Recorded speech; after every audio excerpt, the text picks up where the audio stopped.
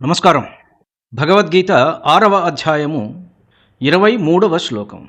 ఈ అధ్యాయాన్ని మనం ఆత్మ సంయమ యోగము లేదా ధ్యాన యోగము అని తెలుసుకున్నాం కదా. ఈ ఈ 23వ శ్లోకం యోగి అంటే ఏమిటి, ఎలాంటి వాడు యోగి చాలా స్పష్టంగా చెప్తుంది. అంటే యోగి యొక్క స్థితి ఏమిటి, మానసిక స్థితి ఏమిటి, ఎలాంటి దానిని యోగము అని అంటారు. ఈ విషయాల గురించి చాలా చక్కగా చెప్తున్నది. 4 ఆసనాలు వేస్తే అది యోగం కాదు. I'm going to yoga class అని చెప్పటం అలవాటైపోయింది. కానీ యోగం అనేటువంటిది ఆ 4 పోస్చర్సే కాదు. పద్మాసనము, వజ్రాసనము, కుక్కుటాసనము, మకరాసనము, ఈ ఆసనాలు వేసినందువల్ల శరీరం బాగుపడుతున్నది. But what about the mind? శరీరానికి ఉన్నటువంటి ఈ మనస్సుకు ఉన్నటువంటి దుఃఖము అనేటువంటి మకిలిని పోగొట్టేది ఏమిటి? శరీరానికి ఉన్న మకిలిని ఈ పోస్చర్స్ పోగొడుతున్నాయి, కానీ మనస్సుకున్న దుఃఖం అనే మకిలిని పోగొట్టేది అది కూడా పోగొట్టుకుంటే అప్పుడు ఫైనల్గా శరీరం ఉన్న మకిలి, అంటే శరీరం స్ట్రాంగ్గా ఉండాలి, దృఢంగా ఉండాలి, మనస్సు కూడా అంతే దృఢంగా ఉండాలి. అప్పుడు అతడు మాత్రమే యోగి. అదే యోగము. తం విద్యా దుఃఖ సంయోగ వియోగం యోగ సంజితం స నిశ్చయేన యోక్తవ్యో యోగో అనిర్విణ్ణ చేతసా. దుఃఖ సంయోగ వియోగం, దుఃఖరూపమైనటువంటి సంసార బంధముల నుండి విముక్తిని కలిగించు. ఈ ఫ్రేజ్ చూడండి, ఎంత గొప్ప ఫ్రేజ్. దుఃఖ సంయోగ వియోగం, దుఃఖాన్ని సంయోగం అంటే అనుభవించడం, అది మనకు కలుగుతుంది. దాని నుంచి వియోగం చెందటం. దుఃఖం మనకు ఈ ఎప్పుడు అంటిపెట్టుకునే ఉంటున్నది. దుఃఖం లేని మనిషి అనేటువంటి వాడు ఎక్కడా మనకు కనపడడు. వెతికి చూస్తే ఏదో ఒక బాధ, ఏవో బాధలు ఎక్కడో ఏవో కనపడుతూనే ఉంటాయి. ప్రతి మనిషి హృదిలో మదిలో ఏవో బాధలున్నాయి, దుఃఖాలున్నాయి. లోకం శోకహతంచ సమస్తం అన్నారు కదా శంకరాచార్యుల వారు. మొత్తం శోకం ఉన్నది, దుఃఖం ఉన్నది. ఆ దుఃఖం యొక్క సంయోగం నుంచి, ఆ దుఃఖం ఎప్పుడైతే మనకు కలుగుతుందో దాని నుంచి వియోగం, అంటే దాని నుంచి దూరంగా పోవటం అన్నమాట. తం అట్టి స్థితిని యోగ సంజితం, యోగము అనే పేరుతో విద్యాత్ ఎరగవలెను. అంటే దుఃఖము పూర్తిగా పోయి దుఃఖ సంయోగం నుంచి వియోగం చెందటం. దుఃఖము మనని కూడుకున్నప్పుడు ఆ దుఃఖము కూడుకున్నటువంటి మనస్సుని ఆ దుఃఖం నుంచి దూరం చేసేయటం అన్నమాట.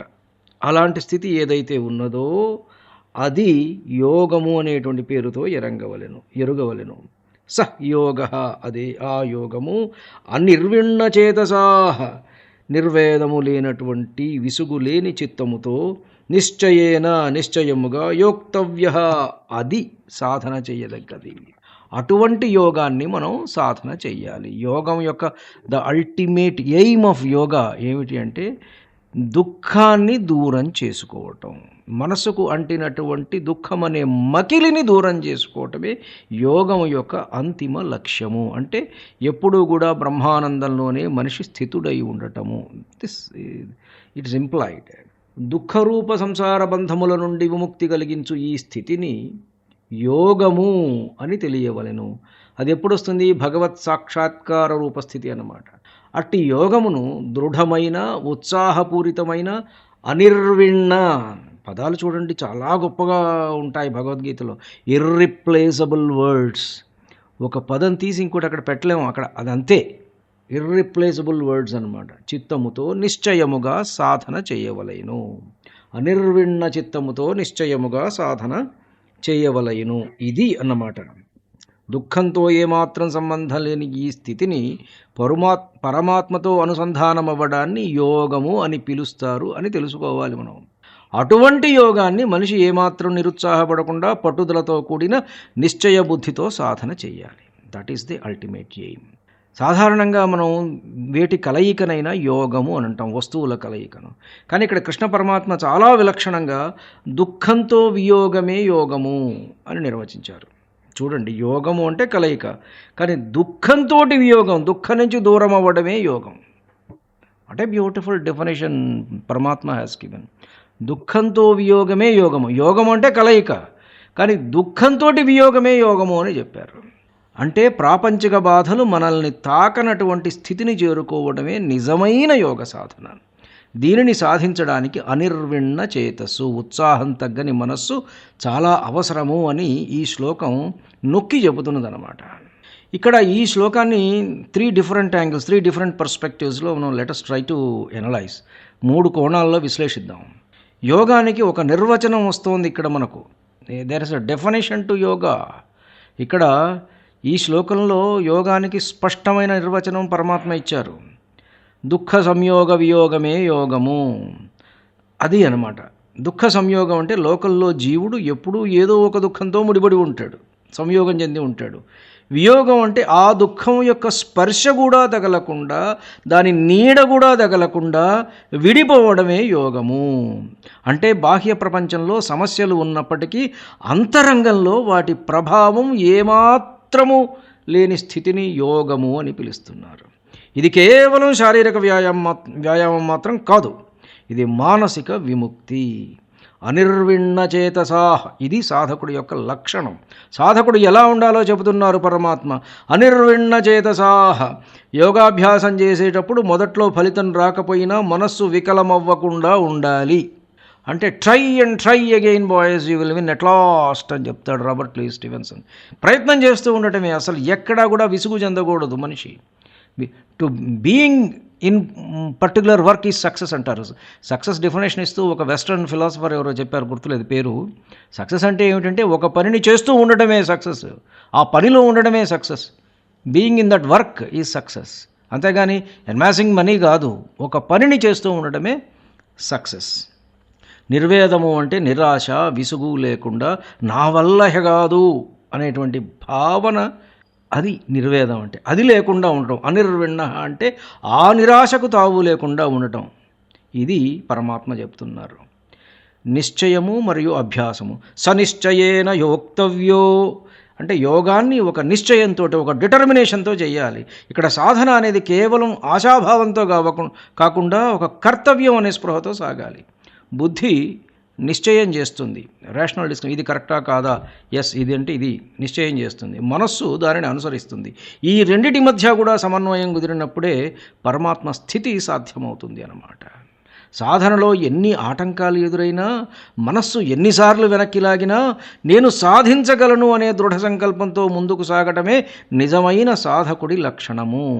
దీనిని మామూలు ప్రాపంచిక విషయాలలో మనం చూసినట్లయితే ఏ పనినైనా మొదలుపెట్టినప్పుడు దానిని ఆరంభింపరు నీచమానవులు అని చెప్తాడు కదా భర్తృహరి.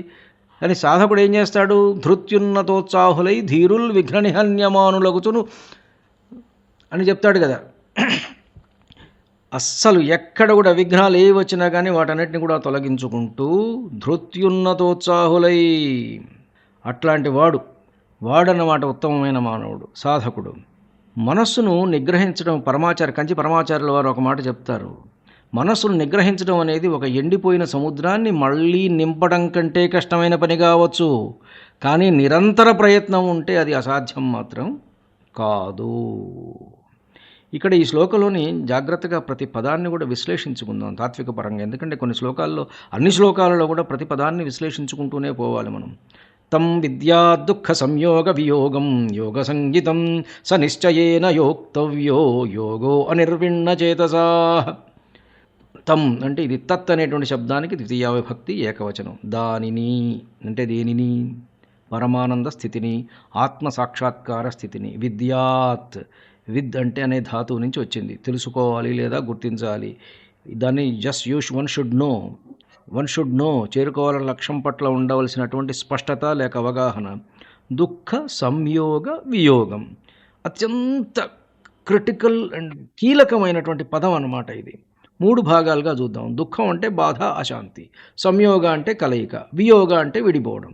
సాధారణంగా జీవుడు ప్రకృతితో, ఇంద్రియాలతో కలిసి ఉన్నంతకాలం దుఃఖంతో సంయోగం చెంది ఉంటాడు. యోగం అంటే ఆ దుఃఖ సంయోగం నుంచి వియోగం చెందటం. అంటే దుఃఖం యొక్క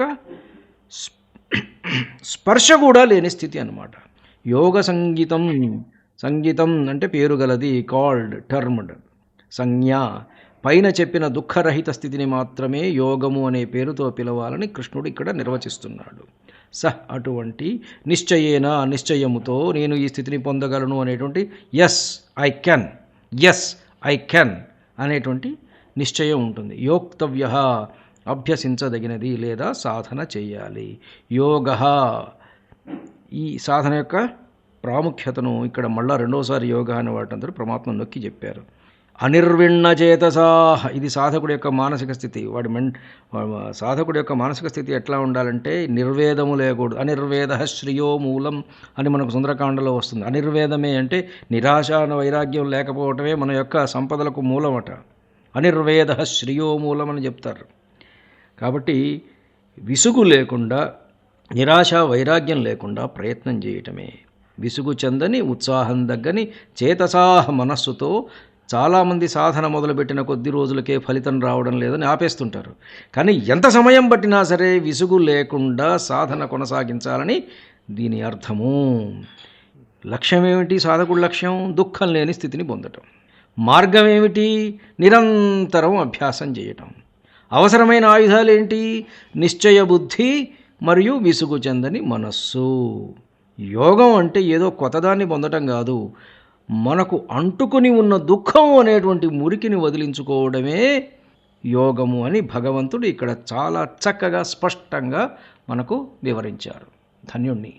నమస్కారం. మీ ఊటుకూరు జానకి రామారావు.